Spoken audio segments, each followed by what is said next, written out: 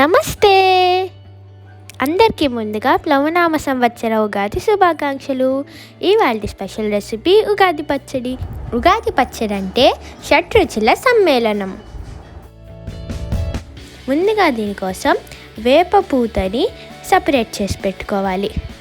ఇప్పుడు ఒక బౌల్లో ఉసిరికాయంత సైజ్ చింతపండుని వేసుకొని కడుక్కొని దానిలో మునిగేంత వరకు నీళ్లు పోసుకొని దీన్ని 15-20 నిమిషాల సేపు నానబెట్టుకోవాలి.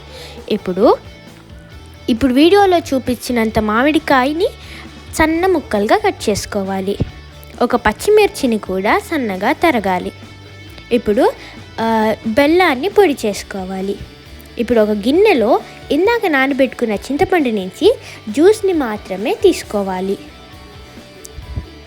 దీంట్లోనే ఇందాక కట్ చేసి పెట్టుకున్న మామిడికాయ,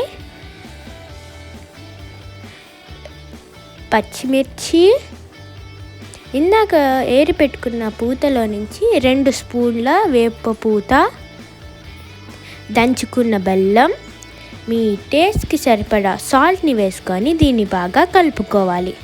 కలుపుకున్న తర్వాత దీంట్లోకి 400 ml వాటర్ పోసుకొని బెల్లం కరిగేంత వరకు దీన్ని బాగా కలుపుకోవాలి.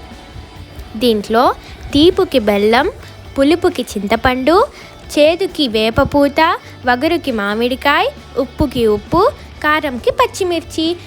మీకు కానీ ఉగాది పచ్చడి నచ్చితే ఖచ్చితంగా ట్రై చేసి చూడండి. ఎలా వచ్చిందో కమెంట్స్లో చెప్పండి. మీ ఫ్రెండ్స్ అందరికీ షేర్ చేయండి. మీకు ఇలాంటి రెసిపీస్ ఇంకా కావాలంటే మా ఛానల్కి సబ్స్క్రైబ్ చేసుకొని పక్కనే ఉన్న బెల్ సింబల్ని నొక్కితే మేము ఎప్పుడు వీడియోస్ చేసినా మీకు నోటిఫికేషన్ వస్తుంది. మీరు ఎప్పుడు ఖాళీగా ఉంటే అప్పుడు చూసేయచ్చు. బాయ్.